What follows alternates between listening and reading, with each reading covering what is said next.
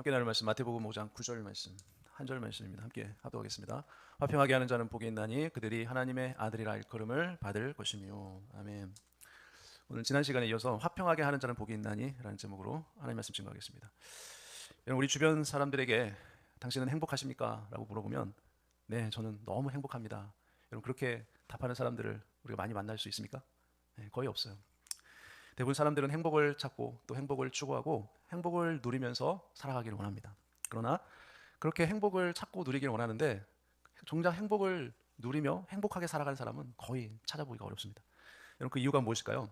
그것은 상대적인 평가에 의한 그런 행복을 추구하기 때문에 그래요. 무슨 말이에요? 상대적이란 말은 뭐냐면 내가 가지고 있지 못한 것을 상대방이 가지고 있을 때 그때 나는 불행한 사람이구나라고 그렇게 생각한다는 거예요.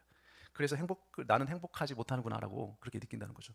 여러분, 물질이나 명예나 권세나 지식이나 또는 건강 등 나는 가지고 있지 못했는데 다른 사람들은 나보다 더 많은 것을 가지고 있을 때 나는 그런 것들을 비교해가면서 열등감을 느껴가면서 나는 정말 불행하구나, 나는 불행한 사람이구나라고 그렇게 생각한다는 거예요.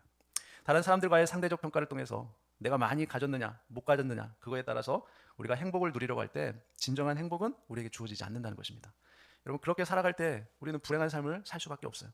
여러분, 그리스도인들도 마찬가지죠. 어떤 물질의 소유로 인해서 행복을 얻으려고 하면 다른 사람보다 더 많은 것을 가지려고 하다가 갖지 못한 것으로 인해서 불행하다고 생각하는 사람들, 그러한 사람들은 결코 신앙생활을 잘 할 수 없는 것이에요. 그리스도 안에서 구원받은 하나님의 백성들은 그들의 행복은 소유의 많고 적음에 있지 않다는 것입니다. 어디에 있을까요? 그리스도인들의 진정한 행복, 복은 하나님과의 관계에서 누리는 은혜, 평강, 그러한 것에서 행복을 누리는 것입니다.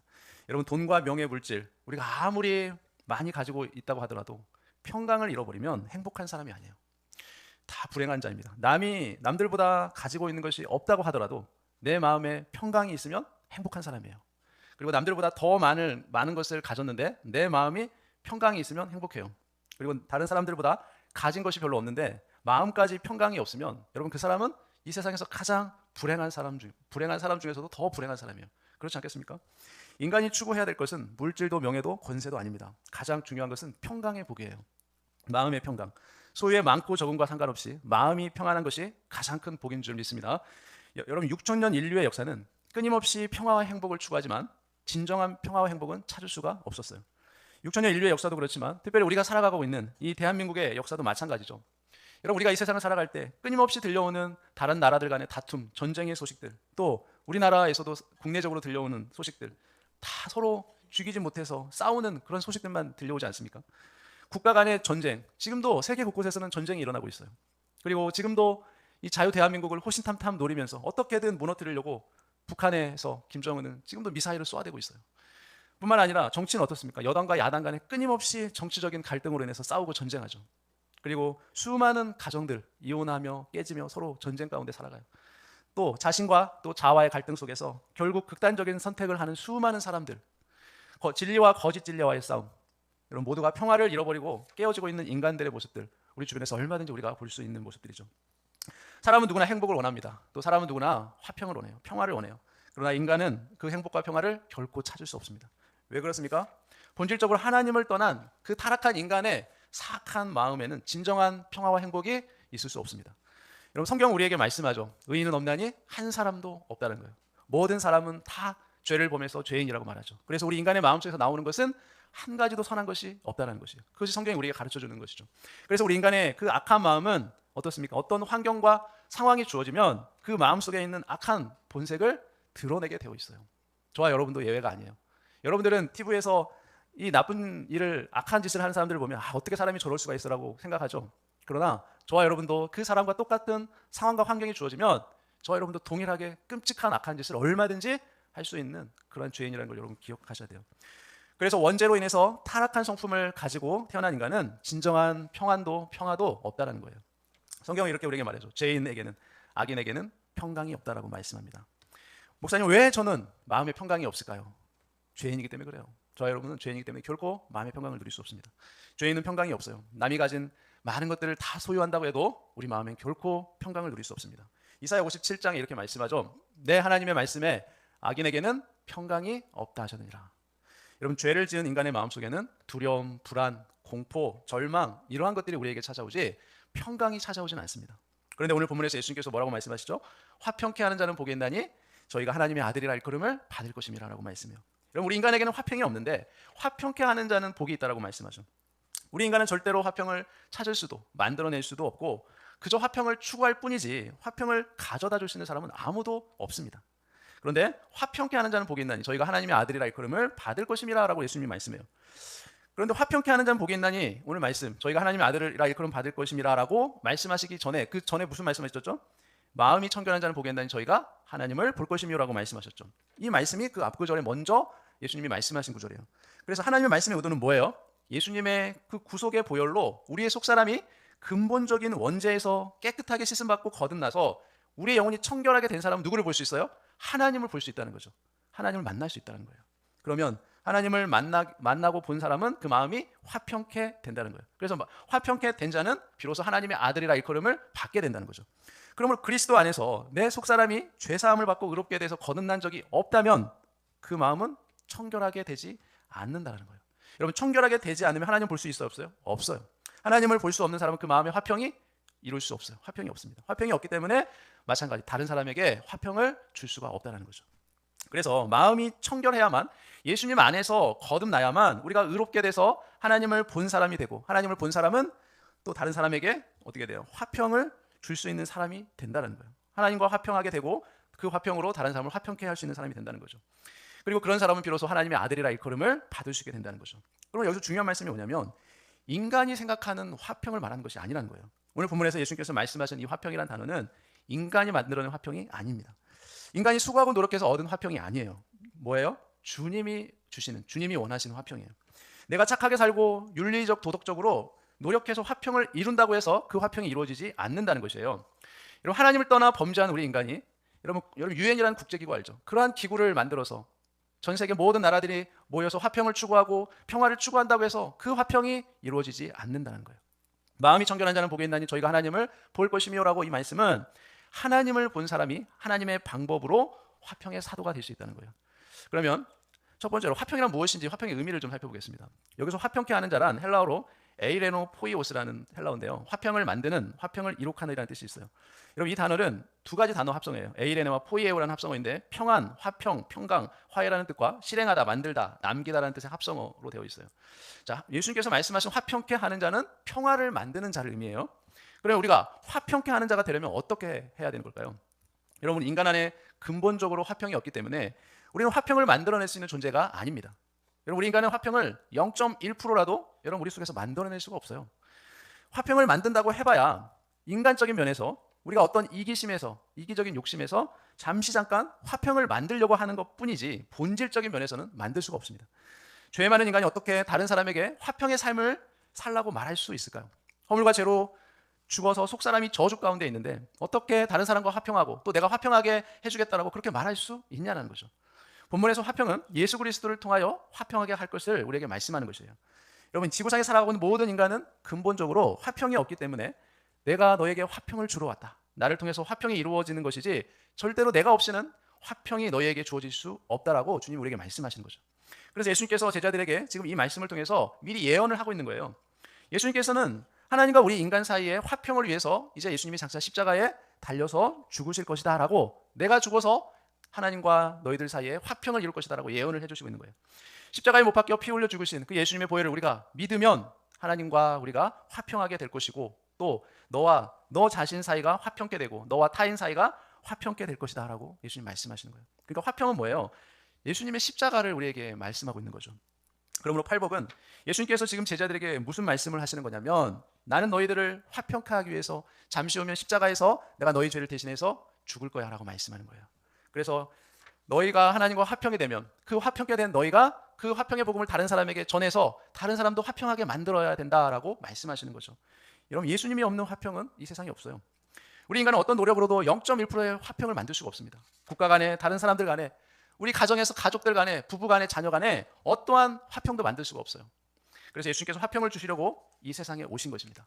여러분, 우리가 믿는 기독교는 기복신앙이 아니에요. 그리고 번영신학도 아닙니다. 기독교는 예수 믿으면 복 받고, 예수 믿으면 다 건강하게 되고, 예수 믿으면 들어가도 복을 받고 뭐 나가도 복을 받고 또 후손이 3, 4대가 복을 받고 1000대가 다 복을 받는 그런 종교를 말하는 것이 아니에요. 여러분, 예수 믿어도 복을 받을 수 없다는 얘기가 아니라 본질적인 면에서 예수님은 화평이 없는 우리 인간 속에 화평을 주시려고 오신 분이라는 거예요. 여러분, 예수님은 잠시 후면 내가 너희를 위해 죽을 건데 나의 죽음을 통해서 하나님과 너희가 화평을 이룰 거야. 그래서 그 주님께서 주신 그 복음으로 다른 사람들을 화평케 하는 화평의 사도로 살아라라고 말씀하시는 거죠.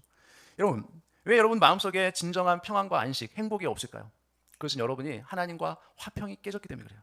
여러분, 왜 깨졌습니까? 바로 우리의 죄 때문에 깨진 것이에요. 여러분이 죄 문제를 해결받으면 세상이 줄 수 없는 진정한 평안, 행복이 여러분에게 주어집니다. 여러분, 이 평안은 하나님과의 관계 회복의 증거예요. 여러분이 하나님과 관계가 회복되면 반드시 하나님이 여러분 마음속에 평안을 주시죠. 에베소서 2장 14, 15절에 자, 그는 우리의 화평이신지라 둘로 하나를 만드사 원수된 것 곧 중간에 막힌 담을 자기 육체로 오시고 법조문으로 된 계명의 율법을 폐하셨으니 이는 이 둘로 자기 안에서 한 세 사람을 지어 화평하게 하시고라고 말씀하죠. 자, 그는 우리의 화평이신지라. 누가 우리의 화평이에요? 예수님이 우리의 화평이 되신다고 말씀하죠. 여러분, 왜 화평한 자가 필요해요? 왜 중보자가 필요합니까? 바로 관계가 깨졌기 때문에 그래요. 중간에 누군가가 화목제물이 되어야 되는데 화목제물이 되시려고 이 세상에 오신 분이 예수님이에요. 하나님과 우리 사이에 깨진 관계를 이어줄 수 있는, 화목하게 해줄 수 있는 중보자 누구예요? 예수님이에요. 예수님이 우리의 화목제물이 되셨어요.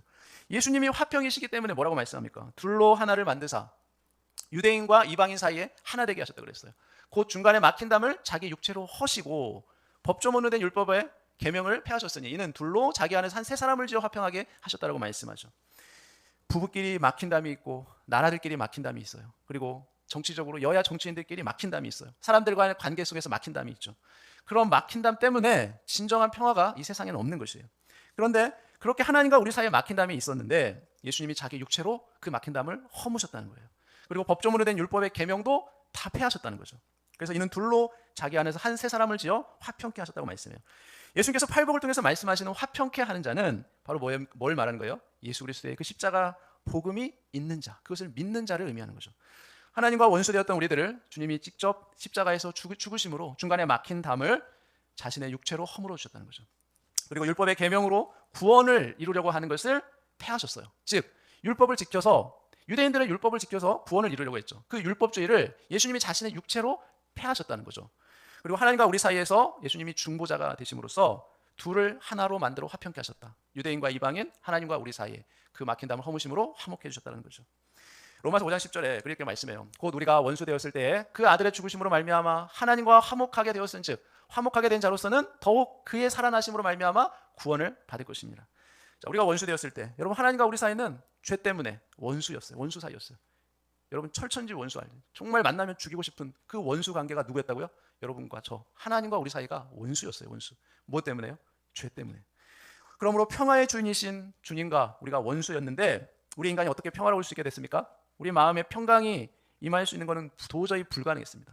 우리가 원수되었을 때 그의 아들의 죽으심으로 말미암아 예수님의 십자가의 죽으심으로 우리 하나님과 원수 사이가 화평케 되었다는 것이죠. 그러므로 하나님과 화목하게 되었은즉 하나님과 우리 사이에 그 죄 때문에 막힌 담이 있었는데 그 죄로 인해서 원수였는데 예수님이 화목제물이 되어주셨다는 거예요. 그러므로써 더욱 그의 살아나심으로 말미암아 구원을 받을 것입니다. 예수님이 십자가에서 죽으심으로 다시 부활하셨죠. 살아나심으로 구원을 받게 되었다는 거예요. 예수님을 믿음으로. 5장 9절에 또 이렇게 말씀하죠. 그러면 이제 우리가 그의 피로 말미암아 예수님의 피로 말미암아 의롭다 하심을 받았으니 더욱 그로 말미암아 진노하심에서 구원을 받을 것이니. 그 다음에 에베소서 1장 7절에도 이렇게 말하죠. 자, 우리는 그리스도 안에서 그의 은혜의 풍성함을 따라 그의 피로 말미암아 속량 곧 죄사함을 받았느니라.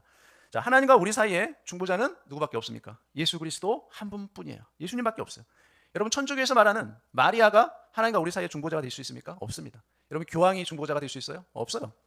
목회자가 제가 중보자가 될 수 있어요? 없어요. 중보자는 오직 예수님밖에 없어요. 디모데전서 2장 5절에도 그래 이렇게 말씀해요. 하나님은 한 분이시요 또 하나님과 사람 사이에 중보자도 한 분이시니 곧 사람이신 그리스도 예수라. 참 인간이시고 참 하나님이신 예수님 한 분만이 우리와 하나님 사이 유일한 중보자, 구원자가 되신다는 거예요. 에베소서 2장 14절에서 그래서 이렇게 말씀해요. 그는 예수님은 우리의 화평이신지라 둘로 하나를 만드사 원수된 것 곧 중간에 막힌 담을 자기 육체로 허셨다라고 말씀하시죠. 그는 우리의 화평이시죠. 예수님은 하나님과 우리 인간 사이에 화평을 주시려고 화목제물로 이 땅에 오셔서 십자가에서 죽으셨어요. 그것을 지금 팔복에서 제자들에게 예언을 하고 있는 거죠. 예수님께서 팔복을 하신 후에 예수님은 실제로 십자가에서 죽으셨습니다. 이 예언의 말씀을 실제로 성취를 하셨습니다. 그래서 예수님이 성취하신 그 십자가를 우리가 믿으면 우리도 구원을 받는 것이에요. 여기서 육체로 허셨다라는 말이 헬라어로 리오인데, 이 말은 헐다, 깨어지다, 풀어지다, 멸하다, 폐지되다는 뜻이 있어요. 자, 우리는 원죄 가운데 있었을 때는 하나님과 무슨 사이였다고요? 원수 사이였어요. 원수.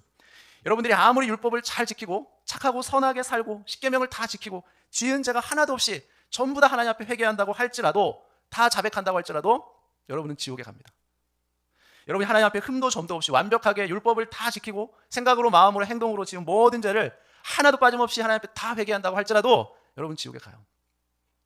왜 그렇습니까? 원죄의 문제가 해결되지 않으면 원죄 때문에 지옥에 가요. 여러분이 태어나서 지금 모든 죄를 다 회개해도 원죄 문제 해결되지 않으면 다 지옥에 가게 되어 있어요. 그래서 여러분, 우리가 이 땅에 원죄를 가지고 태어납니다. 그래서 인간은 태어나면서부터 자범죄를 지으며 살아가요. 그래서 자범죄 때문에 하나님과 원수가 된 것도 있지만 근본적인 것은 원죄 때문에 우리가 하나님 사이의 원수가 된 것이에요. 그래서 하나님께 나아가려고 해도 도저히 나아갈 수 없는 그런 존재가 된 것입니다. 하나님과 우리 사이에는 죄 때문에 막힌 담이 있었어요. 하나님의 속성에는 두 가지가 있죠. 율법과 복음, 공의와 사랑. 이 두 가지가 항상 존재하죠. 그런데 죄를 짓고 나니까 하나님의 율법이 하나님과 우리 사이에 막힌 담이 되고 만 것이에요. 율법으로는 그래서 하나님과 화평을 누릴 수가 없는 것입니다. 그래서 하나님께서는 예수님을 십자가에 달리게 하심으로써 예수님의 그 십자가 보혈로 하나님과 우리 사이에 그 막혔던 담을 어떻게 해주셨어요? 허물어 버렸어요. 그래서 하나님께 선택받은 자는 더 이상 원죄 가운데 있을 필요가 없게 된 것이에요. 원죄 문제가 해결받게 된 거죠. 율법의 조문 아래 죽지 않아도 된다고 말씀하시는 거죠. 즉 하나님께서 예수 그리스도 십자가를 통해서 모든 율법을 다 폐지하셨다는 거예요. 그래서 영원한 죽음도 함께 소멸되었다고 말씀하시는 거죠. 여러분, 예수님께서는 십자가에서 율법을 폐지한 것이 아니라 율법의 행위를 통해서 구원받으려고 하는 그 길을 폐지하셨다는 거예요. 그리고 새로운 길을 열어주셨습니다. 그 길이 뭡니까? 바로 예수 그리스도를 통해서 예수님을 믿음으로 하나님 앞에 나아가는 그 새로운 믿음의 길을 열어주셨다는 거죠. 무슨 말이에요? 예수님 오기 전에는 현상적으로 하나님을 만나는 화평의 길이 뭐였다고요? 율법이었어요. 예수님 오기 전까지는 유대인들은 율법을 지켜서 구원을 얻으려고 했었어요. 그 율법은 그래서 하나님과 인간 사이에 막힌 담이 없어요. 왜요? 율법을 지켜서는 하나님 앞에 나아갈 수 없기 때문에 그래요. 율법을 완벽하게 지킬 수 있는 인간은 이 세상에 없기 때문에 그래요. 그래서 예수님께서는 새로운 길을 열어주셨습니다. 그 길은 뭡니까? 우리 죄 때문에 십자가에서 대신 죽으신 그 예수님을 믿음으로 하나님께 나아가는 새로운 믿음의 길이었어요. 그런데 구원파 이단들은 어떻게 얘기합니까? 모든 율법은 다 폐지되었다라고 얘기하죠. 율법은 다 폐지되었기 때문에 더 이상 율법을 지킬 필요 없기 때문에 그 마음대로 살아도 된다라고 그렇게 얘기하는 거죠. 여러분, 율법을 폐지했다라는 것은 이 새로운 길을 열었다는 것이죠. 유대인들은 율법의 길을 만들어 놓았고 이방인들은 믿음의 길을 열어 놓았던 것이에요. 그래서 유대인들은 십계명을 지키고 율법을 지켜서 행위로 구원을 이루려고 했던 것입니다. 이것이 하나님과 막힌 담이 된 것이죠. 그런데 그 길을 폐지하시고 예수님을 통해서 새로운 길을 열어주신 거죠. 그것은 바로 믿음으로, 은혜로 구원받는 길이죠. 예수님을 통해서 구원받는 그 믿음의 길인 것입니다. 그런데 중요한 것이 뭐냐면 여기 본문에 폐지하시고라고 했는데 이 문법이 시제가 과거예요. 과거. 자, 예수님의 육체를 통해서 하나님과 화평케 될 것을 언제요? 예수님이 창세전부터 이미 계획하셨다는 거예요. 우리가 구원받기 전에 이미, 우리가 예수님 믿기 전에 이미 우리를 창세전에 이미 계획하셨어요. 하나님을 떠나 범죄에서 죄를 짓고 하나님과 관계가 깨짐으로 화평이 사라져서 불행 가운데 살아갈 수밖에 없는 그런 존재일 것을 하나님 미리 아셨던 것이에요. 그리고 십자가에서 예수님의 몸을 찢으심으로 하나님과의 관계를 회복시킬 것을 이미 창세전부터 계획을 하고 계셨던 것이죠.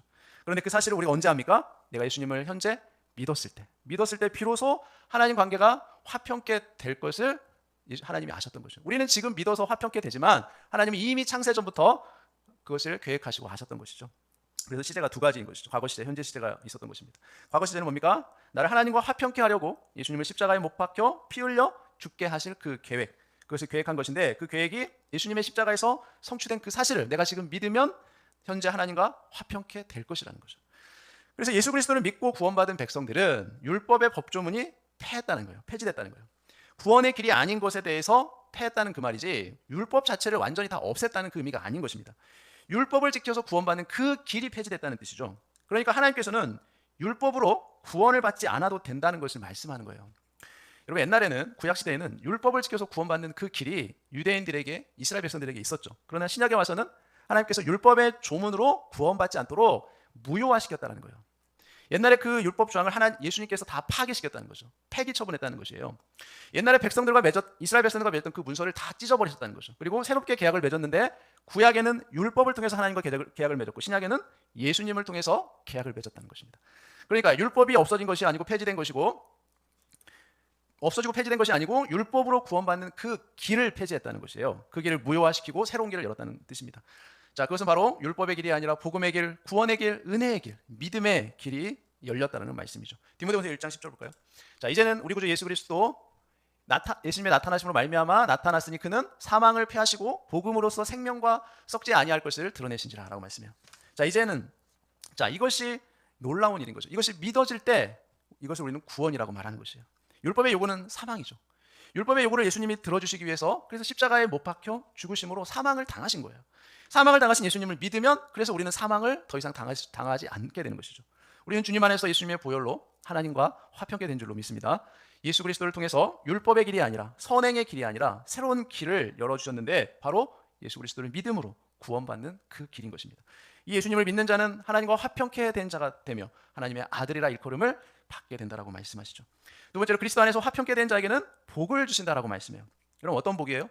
바로 저와 여러분이 하나님의 아들이 되는 복이에요. 하나님의 아들이라 일컬음을 받는다 해서 일컬음 받다라는 말이 이 헬라어로 칼레오라는 단어인데요. 부르다, 청하다, 일컬음 받다, 부르심을 입다라는 뜻이 있어요.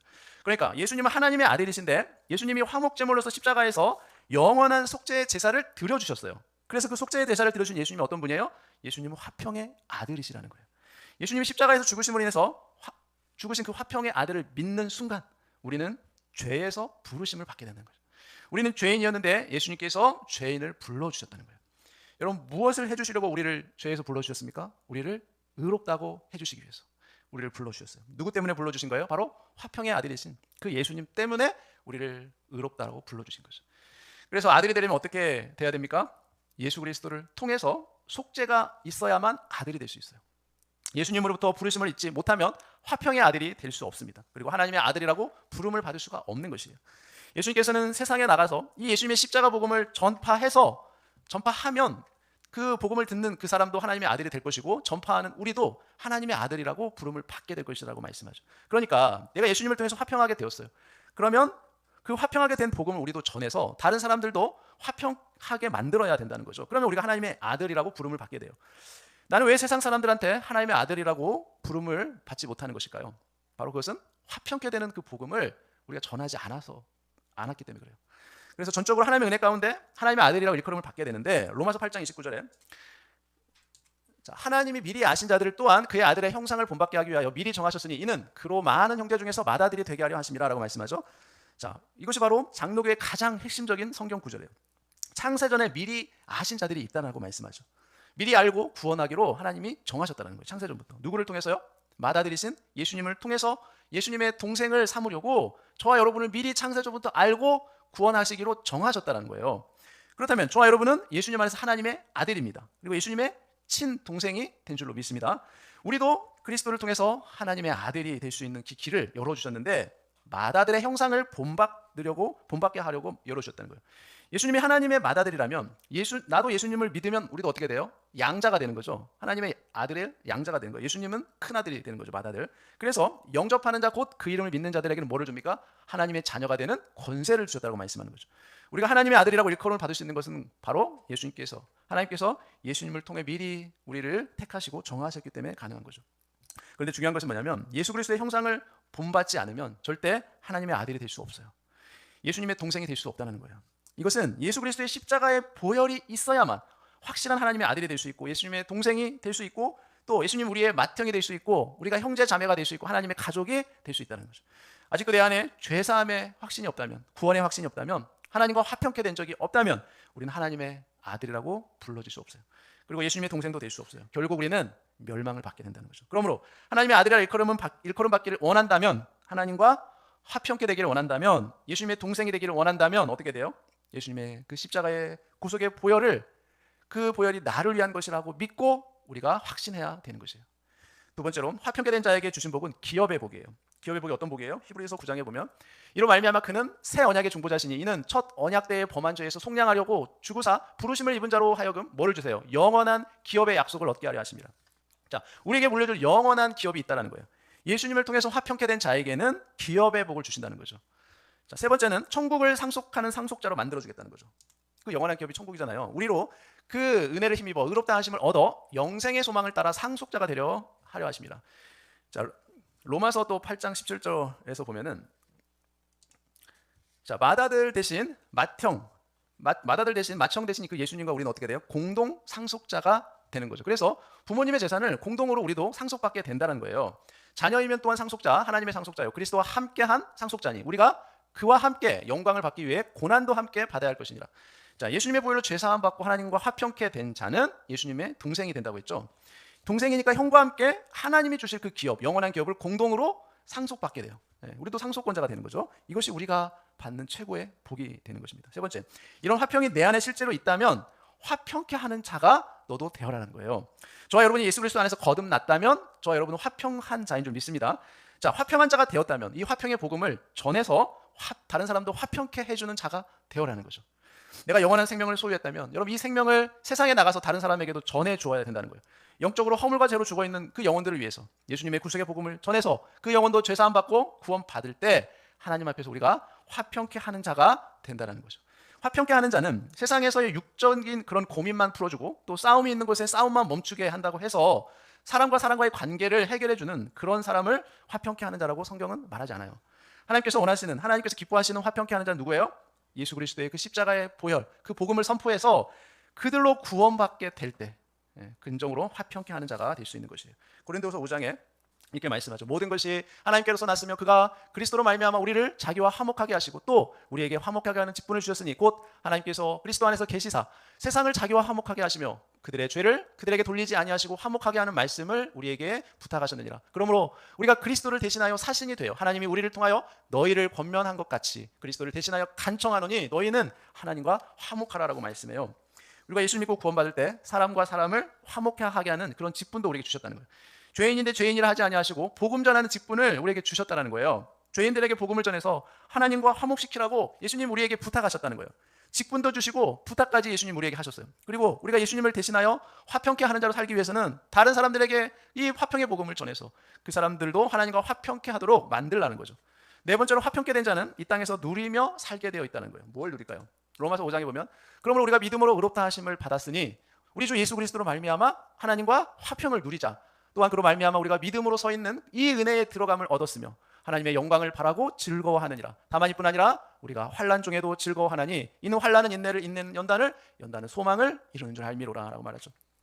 예수님을 통해서 화평이 이루어지니까 이제 하나님과 우리가 뭘 하라는 거예요? 화평을 누리며 살라는 거예요. 그 화평을 화평케 된 것을 기뻐하며 감사하며 누리며 살라고 말씀해요. 그러면 환난 중에도 즐거워할 수 있다는 거죠. 왜 그렇습니까? 환난 중에 즐거워할 수 있는 이유, 우리에게 천국의 소망이 있기 때문에 그래요. 그것을 우리가 확신하기 때문에 우리는 환난 중에도 즐거워할 수 있다는 거예요. 여러분, 왜 사람들이 환난이 오고 시련이 오고 고난이 오면 절망하고 낙심하고 인생을 포기하는 이유가 무엇입니까? 소망이 없기 때문에 그래요. 소망이. 죽으면 이 세상이 끝인 줄 알기 때문에, 죽음 이후에 다음 세상에 대한 소망이 없기 때문에 낙심하고 절망하면 그냥 인생을 포기해버리는 것이에요. 소망이 없기 때문에. 환난 중에도 기뻐하고 즐거워할 수 있는 그 내세에 대한 소망이 없기 때문에 그런 것이에요. 구원받은 성도는 천국에 대한 소망이 확실하기 때문에 환난 중에도 기뻐하며 즐거워하며 인내할 수 있다는 거예요. 소망이 없는 사람은 환난 중에 결코 인내할 수가 없는 것이에요. 불가능해요. 예수 그리스도 안에서 죄 사함 받고 구원받아서 나는 하나님과 화평한 자인지를 여러분 자신 한번 잘 점검해 보시기 바랍니다. 나는 다른 사람에게 화평의 복음을 전해서 하나님과 화평시키는 그러한 사명을 나는 지금 감당하고 있는지 여러분 자신을 점검해 보시기 바랍니다. 하나님과 화평케 된 자는 복이 있다라고 말씀하세요. 율법으로 화평케 될 수가 없어요. 아무리 착하고 선하게 살아도 화평케 될 수 없어요. 예수님의 보혈로만 하나님과 화평케 될 수 있어요. 그리스도 안에서 하나님과 화평케 된 자는 자신과 화평케 된 자이기 때문에 그 자가 진정한 행복자인 거예요. 예수님의 화평의 복음을 전해서 다른 사람을 하나님과 화평케 하는 자가 진정으로 행복한 자인 거예요. 화평케 하는 자는 복이 있나니 저희가 하나님의 아들이라 일컬음을 받을 것이며, 예수님이 이렇게 말씀하신 것은 예수님의 보혈로 구원을 받았다면 하나님과 화평이고 화평케 되는 그 복음을 다른 사람들에게도 전해서 그 사람을 구원받게 했다면 하나님과 다른 사람들이 우리에게 너는 내 아들이구나, 너는 하나님의 아들이구나라고 우리를 그렇게 불러준다는 거예요. 그러므로 내가 하나님과 화평된 적이 없고 화평의 복음을 전해준 적도 없고 절대로 그런 사람은 절대로 하나님의 아들이라고 일컬음을 받지 못한다는 거예요. 여러분, 근본적으로 죄인들은 화평을 줄 수가 없습니다. 그래서 하나님께서 화평을 주시려고 하나님의 아들 예수 그리스도를 이 땅에 보내셨고 십자가에서 우리 죄를 대신해서 죽게 하셨어요. 너희들은 화평의 사도가 될 텐데 죄인들에게도 어떤 방법으로도 화평은 있을 수 없단다. 나를 통해서만 그 화평이 가능하단다. 하나님과 인간 사이의 그 막힌 담을, 그 율법을 내가 십자가로 헐어버릴 것이다. 그리고 새로운 길을 내가 열어줄 것이다 라고 예수님이 말씀하셨어요. 그것을 우리가 믿고 하나님과 화평케 되었다면 다른 사람에게 그 화평의 복음을 전해서 이 세상을 하나님 나라로 너희가 만들어라라고 우리에게 부탁하신 거예요. 그 주님이 동일하게 우리에게도 말씀하십니다. 화평의 복음으로 너는 거듭난 적이 있느냐? 하나님이 주신 평화가, 그 화평이 지금 너희에게 있느냐라고 우리에게 물으시죠. 있다면 그 화평의 복음을 이제는 다른 사람들에게도 전해서 하나님과 원수되었던 그 막힌 담을 헐고 하나님의 관계를 다시금 회복시키며 하나님의 백성으로서 그 사명을 감당하며 살아갈 수 있는 저 여러분 되시기를 예수님의 이름으로 축원합니다. 기도하겠습니다. 우리 함께 보면서 기도하겠습니다. 사랑과 평강의 근원 되신 하나님 아버지, 오늘도 귀한 말씀을 통해 저희의 심령을 새롭게 하시니 감사합니다. 우리는 그동안 세상의 물질이나 명예, 남과의 비교를 통해 상대적인 행복을 쫓으며 스스로를 불행하게 여겼던 연약한 죄인이었음을 고백합니다. 우리 인간의 약한 악한 성품으로는 단 0.1%의 화평도 스스로 만들어낼 수 없으며 하나님을 떠난 죄인에게는 참된 평안이 없음을 깨닫습니다. 이러한 우리를 위해 독생자 예수 그리스도를 화목제물로 보내주시고 십자가의 보혈로 하나님과 우리 사이에 막힌 담을 허물어 주셔서 참된 화평의 길을 열어주시니 참으로 감사합니다. 이제 예수 안에서 거듭난 자로서 우리 마음이 청결케 되어 하나님을 보게 하시고 하나님과 관계가 회복되는 은혜를 누리게 하여 주옵소서. 우리가 단순히 분쟁을 멈추는 자를 넘어서 예수 그리스도의 십자가의 복음을 전함으로써 세상을 하나님과 화목하게 하는 진정한 화평의 사도로 살아가게 하여 주옵소서. 그리하여 세상이 우리를 하나님의 아들이라 일컬으며 우리 또한 하늘의 기업을 함께 상속받는 자녀의 권세를 누리며 살게 하여 주옵소서. 인생의 환난 중에도 천국의 소망을 가지며 주님 주시는 평강을 잃지 않게 하시고 날마다 기쁨으로 승리하는 삶이 되게 하여 주옵소서. 우리의 화평이신 우리 주 예수 그리스도의 이름으로 간절히 기도하옵나이다. 아멘.